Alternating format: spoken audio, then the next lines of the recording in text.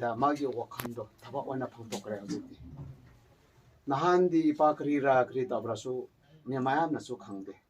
아드보 nga시디 빠자나 강그래 마 크람타 오브라 카라달레레 마기 풍미 마기 wakам지 카리라 하비제 타사이나 마이코에다 옷그래 아도나 호에 nga랑 나한디 에코에 누마에타바 카리크라수 ngang 아드보 아이나 nga시세 칼로라가 수마이나 Isaiah 61, 62 ibise ni mayam si aham chu weroi nahas wera pakhang esakat adu laigni habigi jaga do mapam do krai dara hana pongning da isek sa pakan da adum kwati tira ga laigni ngasi su adumana ubne ado magi message do masini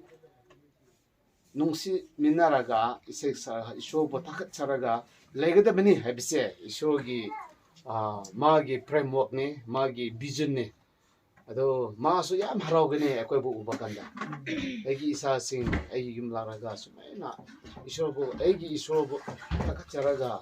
leire habisi magi wakanda yam namase release mangonda prithibigi awab do thadukraga laga sakara binina magi harau bima leike sigum labatela bab worship se ekoi law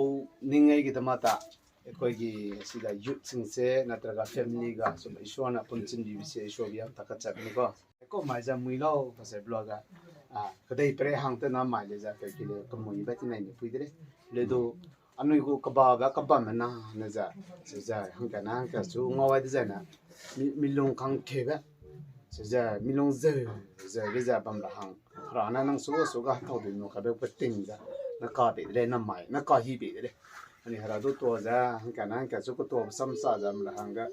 ina tala pa ka be te za apo bam za hara do pe ko le ina kulma le te na ring zaban ba tingwang nang ki tu di za to ne jenai nda mai ga kong ba ga ni pe na ni su so lu ta ti ze ga na nang go sau kan ta ba bam a ge ta nai ba bam ga nang mana bam sam di ze na nang go hali pana ga pung ke we za tingim ram go gut i ba te le za ani ning ba me le za ani le re na sa ba me le za tu yin ru ra ba kat to ga di re po ko de pre ga nang su ka da ba na mai na mak sa apo go te de sok ba ni ning ta lo kan kya ba ki nam ra na aya go jot ma dui kang kilong kang ba aya pe do so lo te ti pa go kilong kang ma ani long mak ba ka de pre ga karim na bu go banai nang so da da ra bu go mix feeling ka lo ja nang so worship ta wong de ai ne ki hanga encourage te ni ba along bam le ka de pre ga hagwang ma na ki bna kau kêu đi sẽ để đây nè cái đây bể him lo ram ra sung kling cái chụp băng cái cầm máy đi sẽ để đây nè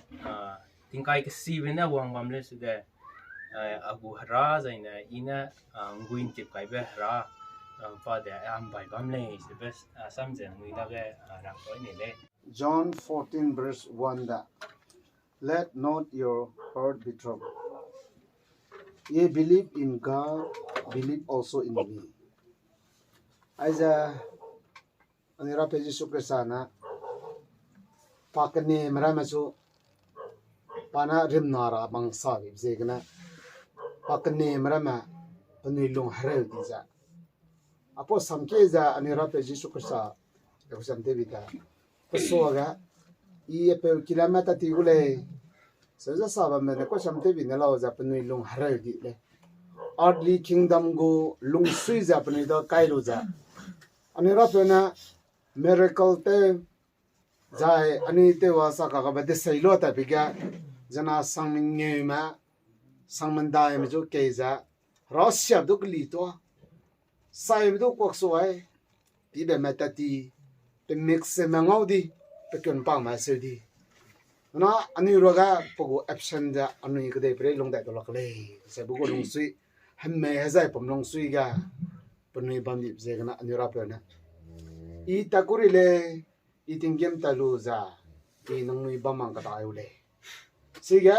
haki bam sung ga jala mule se po da ga le za a i ni so a po sam ke ra ma ko le se za ani ra pe na ra je ga na po sam ke za pa ani sun mai le rang le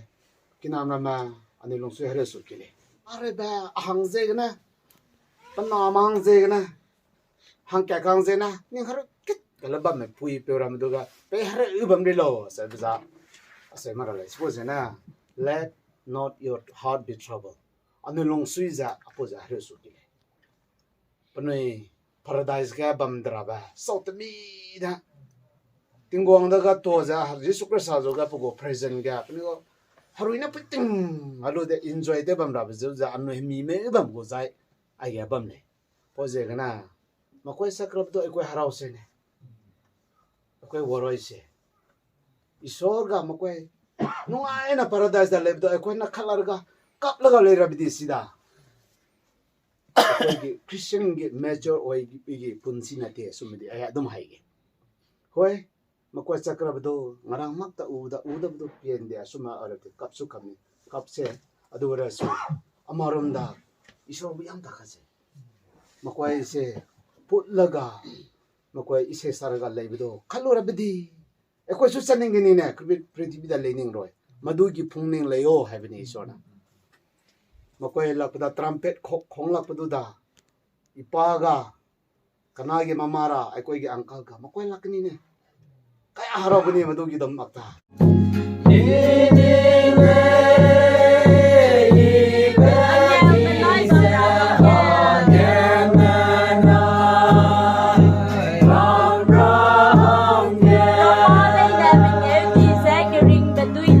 Carry